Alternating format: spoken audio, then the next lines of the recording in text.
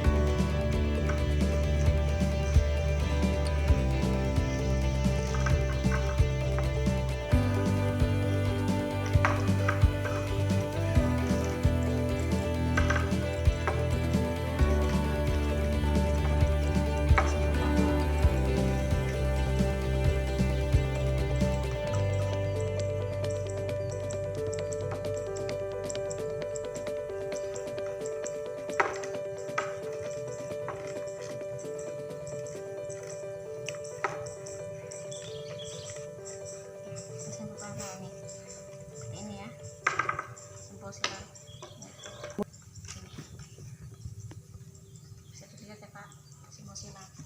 Silang. Nih kata silangnya seperti ini.